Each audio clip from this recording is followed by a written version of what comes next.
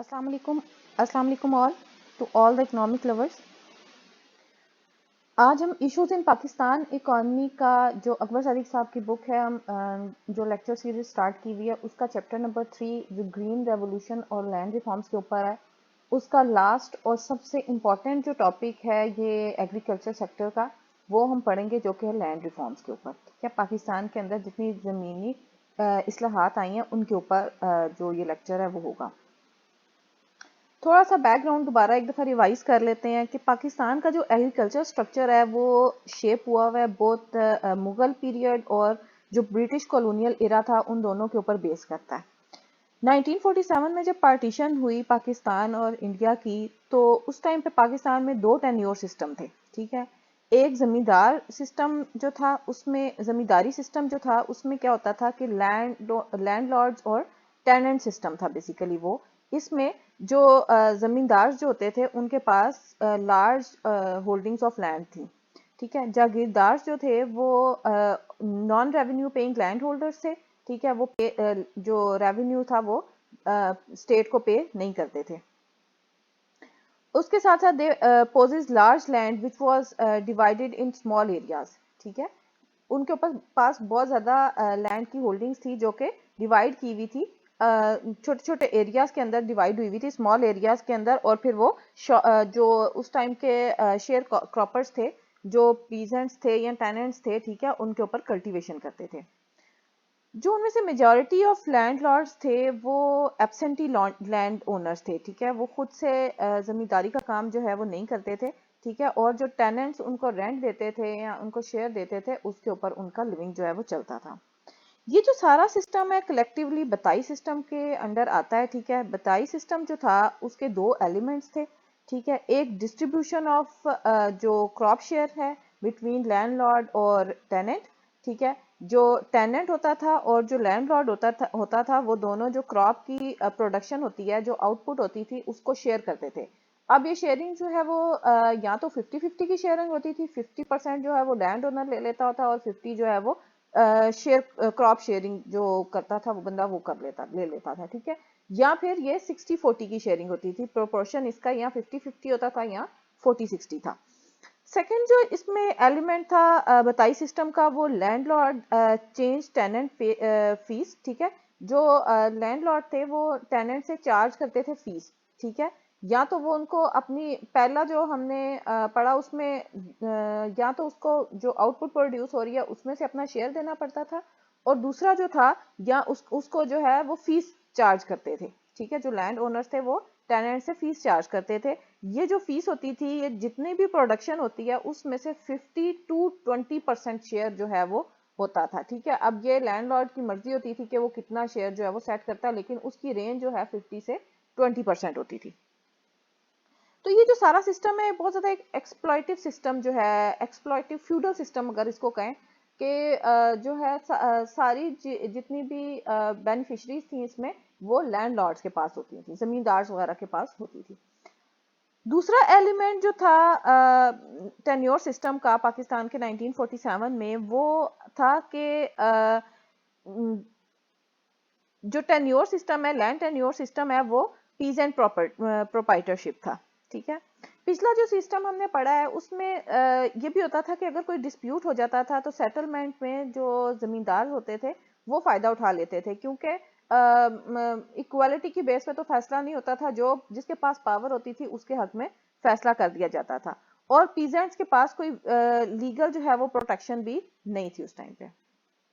दूसरा जो सिस्टम है वो पीजेंट प्रोपाइटरशिप का। पीजेंट प्रोपाइटरशिप में क्या होता था कि कल्टीवेटर था उसके पास स्मॉल लैंड होते थे और वो उसकी ओनरशिप में भी होते थे। ठीक है, वो पावरफुल होता था, पीजेंट मतलब इसमें पावरफुल सिस्टम था पीजेंट का। ठीक है, बट लेकिन इसके पास जो जो पूरी रूरल आबादी थी उस टाइम की, उसका बहुत स्मॉल पोर्शन था जो पीजेंट्स के ऊपर था, और जो ओन करते थे लैंड और खुद ही कल्टीवेशन करते थे। ठीक है, अच्छा, अब 1959 में क्या हुआ कि लैंड रिफॉर्म्स आए। ठीक है, अयूब खान के अंदर। अब थोड़ा सा बुक का जो है वो भी देख लेते हैं कि Pakistan had a long history of land reforms. ठीक है, from 1945 the structure and nature of land holdings was emphasized by little come of it.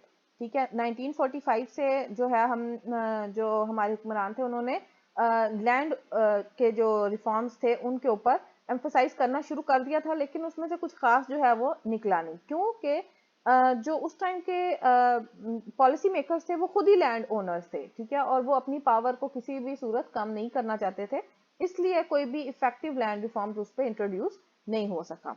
1947 में मुस्लिम लीग जो था उसकी बहुत बड़ी रिप्रेजेंटेशन थी, ठीक है, लैंडलॉर्ड्स की फ्रॉम पंजाब और सिंध।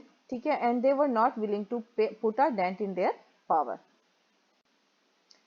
बहुत सारे जो लैंडलॉर्ड्स थे उनके पास बहुत ज़्यादा बड़े बड़े ट्रैक्ट्स ऑफ लैंड थे। ठीक है, जो कुछ ऐसे लैंड थे जो कि हिंदू जहाँ से जाते हुए औने पौने दामों जो है वो बेच के तो चले गए। ठीक है, hence there was a little scope of serious reforms। ठीक है, बहुत ज़्यादा जो सीरियस रिफॉर्म्स थे उस टाइम पे उनका बहुत ज़्यादा कम स्कोप था। क्यों कि जो बनाने वाले थे वो खुद ही लैंडलॉर्ड्स थे और वो अपने ऊपर किसी तरह की रिस्ट्रिक्शंस वगैरह नहीं लगाना चाहते थे। 1949 में मुस्लिम लीग एग्रेरियन कमेटी एक बनी हुई थी, उसने जो है प्रपोज किया कि कुछ ऐसी मैयर जो है हमें अडॉप्ट करनी चाहिए जो कि इस इशू को, जो लैंड टेन्योर सिस्टम है, ठीक है, उसको हम रिजॉल्व कर सकें। ठीक है, फर्स्ट लैंड रिफॉर्म जो है पाकिस्तान में बना undertaken by the military regime. ठीक है, अयूब खान के अंदर बना था। That was perceived by the to be the modern. ठीक है, reform set out to break the power basic reform इस 1959 के रिफॉर्म के पीछे जो मेन एम था वो ये था कि पावर होल्डिंग जो थी, पावर लैंड होल्डिंग जो थी उनको ब्रेकअप किया जा सके और लैंड को डिस्ट्रीब्यूट किया जा सके ताकि उसको मीनिंगफुल वे में उसको यूटिलाइज किया जा सके। The only distribute of land, the power of landlords and includes civil and military in the strategy। ठीक है, सिर्फ इसमें मेनली जो मेन एक फोकस था वो था कि लैंड की डिस्ट्रीब्यूशन के ऊपर फोकस मेन था कि distribution of power of land holders, और इसमें फिर सिविल लोगों को और मिलिट्री लोगों को भी स्ट्रेटेजी के अंदर इंक्लूड किया गया। 1959 का जो लैंड रिफॉर्म था, ठीक है, वो उसमें सबसे मेन उसका जो एक फीचर था वो ये था कि सीलिंग पुट कर दी गई थी लैंड होल्डिंग्स के ऊपर।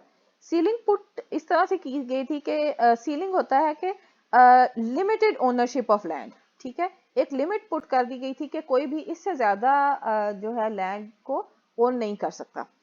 सीलिंग इस तरह से थी कि not more than 500 acres of irrigated land, जो लैंड कल्टीवेबल था, जो इरिगेट हो रहा था, वो उसमें उसका 500 एकड़ से ज्यादा कोई भी होल्ड नहीं कर सकता। और ऐसा लैंड जो कि इरिगेटेड नहीं हो रहा, जो कल्टीवेबल नहीं है, ठीक है, वो उसका 1000 एकड़ से ज्यादा कोई भी होल्ड नहीं कर सकता। तो ये एक मेजर सीलिंग थी जो कि 1959 के जो लैंड रिफॉर्म्स थे उनके अंदर लगाई गई थी। 1959 के लैंड रिफॉर्म से पहले क्या था कि डिस्ट्रीब्यूशन ऑफ लैंड ओनरशिप जो थी वो सिर्फ लैंडलॉर्ड्स के अंदर होती थी। ठीक है, more than 6000 owners own more than 500 acres. ठीक है, तकरीबन जब जो सीलिंग लगाई तो ये एस्टिमेट किया गया कि 6000 ओनर्स ऐसे हैं जिनके पास 5000 से ज्यादा कल्टीवेबल लैंड है।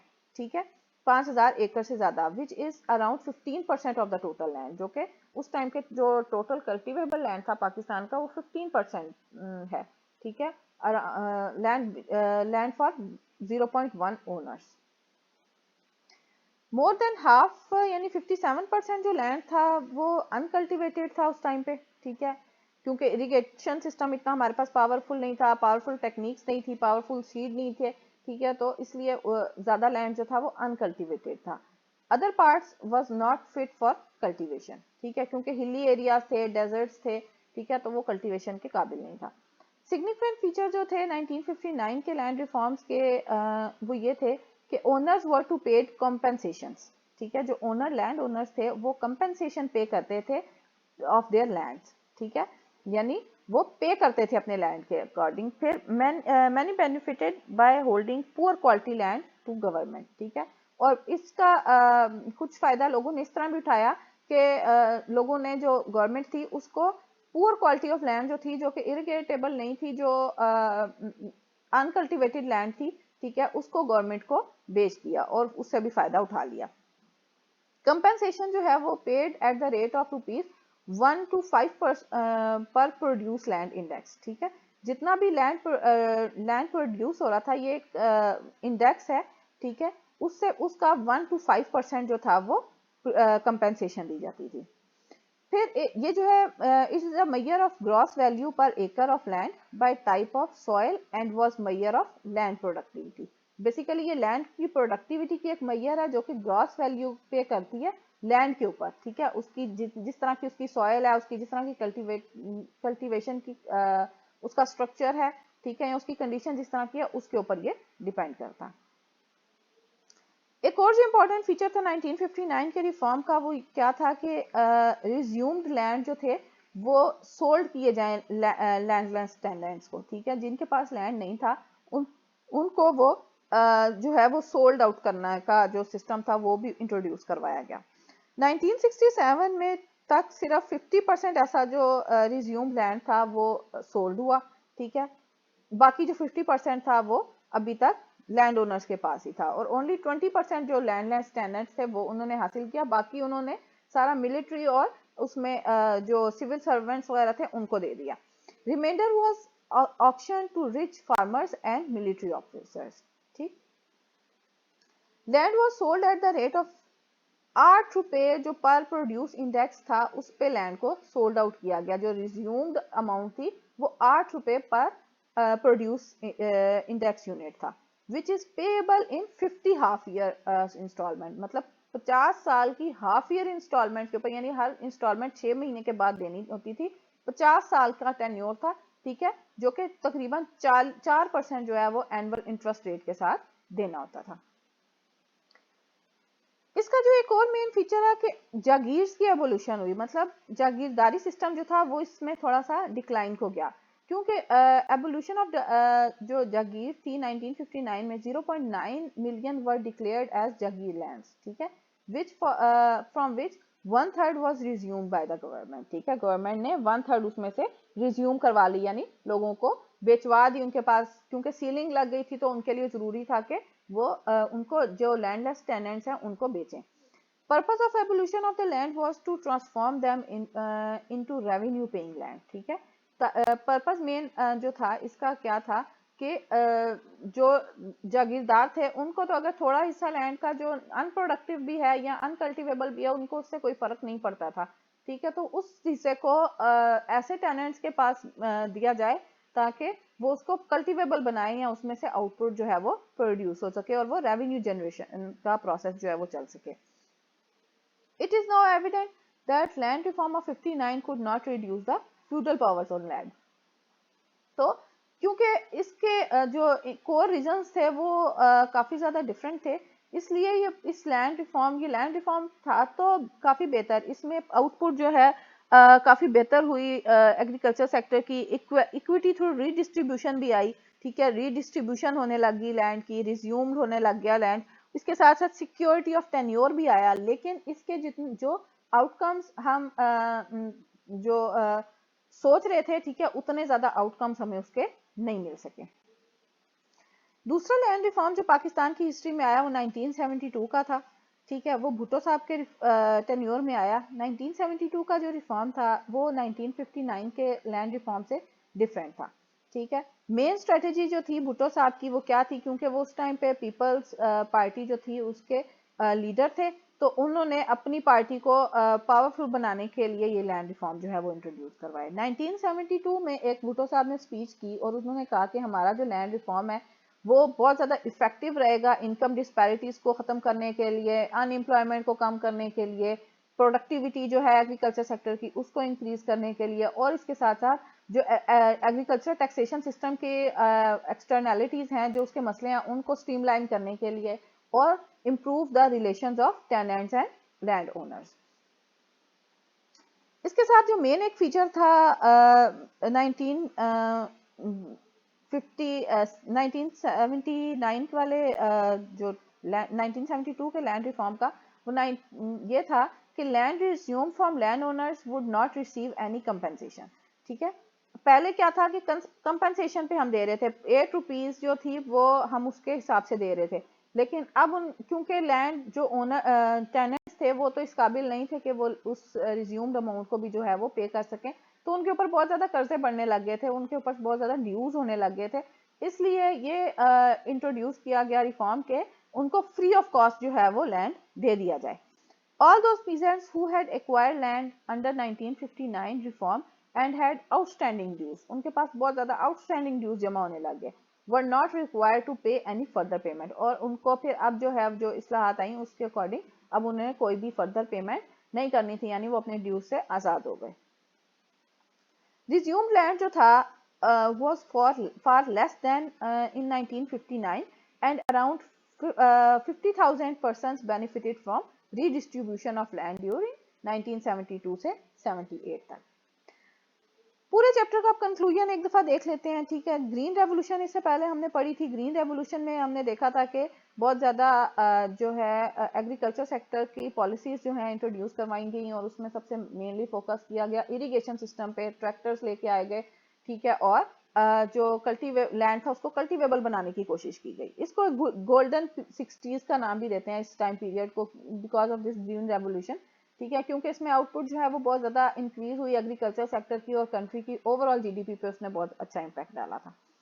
Green revolution was focused on the well doing of farmers in prosperous regions, ठीक है, सिर्फ प्रॉस्पेरियस रीजन्स के ऊपर जो है फोकस हुआ, ठीक है, मेनली क्योंकि हम देखा था पंजाब में सबसे ज़्यादा इफेक्ट आया था ग्रीन रेवोल्यूशन का, क्योंकि सिंध और जो NWFP था उस टाइम वो ज़्यादा जो इसके फ्रूट्स थे वो हासिल नहीं कर पाया ग्रीन रेवोल्यूशन के, क्योंकि उनके पास एक तो हिली लैंड थे, ठीक है, वो अनकल्टिवेबल थे, और वहाँ पे अगर जो ट्यूबवेल्स लगाने के लिए या लैंड को इरिगेट करने के लिए जो टेक्नोलॉजी यूज़ करनी पड़ी वो बहुत ज़्यादा एक्सपेंसिव पड़ रही थी, तो ग्रीन रेवोल्यूशन के इम्पैक्ट उन एरियाज में ज़्यादा नहीं आ सके। और सिंध की अगर बात करें तो वहाँ पे सेलाइन वाटर का जो सिस्टम था सबसे बड़ा प्रॉब्लम आ रहा था, जो अनहेल्दी होता है for the production of crop, तो इसलिए जो है सिंध में भी बहुत ज़्यादा कल्टीवेशन नहीं हो सकी थी। But it fails to tackle the externalities created by it, ठीक है, ग्रीन रेवोल्यूशन से जो एक्सटर्नैलिटीज क्रिएट हुई वो उनको टैकल नहीं कर सका। मेजर आउटकम जो थी वो क्या था कि लेबर की माइग्रेशन हुई, ठीक है, डिस्प्लेसमेंट हुई लेबर की, फॉर्मेशन ऑफ स्मॉल टाउन्स बनने लगी, जो मिडिल क्लास थी वो इमर्ज होने लगी उस टाइम पे, क्योंकि मिडिल क्लास को अपनी जो है वैल्यू का आइडिया, जिनके पास थोड़ा बहुत सरमाया था, बहुत ज्यादा नहीं था लेकिन थोड़ा बहुत था कि सरवाइव करने के लिए वो रेडी थे, तो उन्होंने अपनी जो प्रोसेस में चीजें लानी शुरू कर दी थी। स्किल लेबर पावर की उस टाइम पे सिग्निफिकेंस को लोगों ने बहुत ज्यादा एनालाइज किया, और इसके साथ बहुत सारे डिफरेंट फैक्टर्स भी थे। इवेल्युएशन ऑफ 1959 और 1972 के अगर लैंड रिफॉर्म को हम इवेल्युएट करें तो हमें पता ही चलता है कि they both fail to make substantial changes, ठीक है, दोनों जो थे वो सब्सटेंशियल चेंजेस नहीं ला सके कंट्री के अंदर in the land owning structure of the country. Hence, effective land reforms in Pakistan will continue to be a problem. So अभी तक लैंड रिफॉर्म जो है वो एक अच्छे लैंड रिफॉर्म हमारी कंट्री में नहीं आ सके, क्योंकि बहुत सारी ऐसी कंट्रीज हैं, हमने देखा है कि जैसे बांग्लादेश है, इंडिया है, इन सब में लैंड रिफॉर्म्स बहुत स्ट्रॉन्ग हैं, जिसकी वजह से इनकी आउटपुट भी अच्छी है, और इनमें काफ़ी हद तक डिस्पैरिटीज जो है वो कम है हमारे अगर कंट्री से इनको कंपेयर किया जाए। Smaller landholdings and capital lines of agricultural production have developed lack of adequate land reforms, ठीक है, स्मॉलर अगर लैंड होल्डिंग्स होंगी और capital lines of agriculture production have developed lack of adequate land reforms.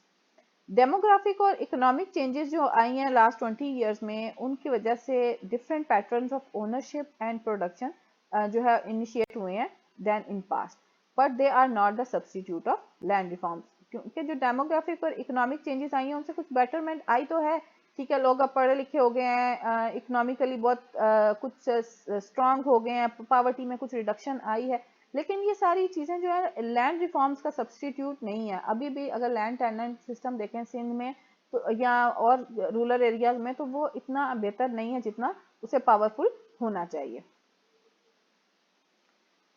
अगर आपको video अच्छी लगी है तो लाइक करें, वीडियो को शेयर करें दूसरों के साथ, और चैनल को सब्सक्राइब करें। इसके साथ साथ अगर आपकी कोई क्यूरीज हैं रिगार्डिंग चैप्टर्स और रिगार्डिंग लेक्चर्स तो प्लीज़ कमेंट सेक्शन में ज़रूर लिखें।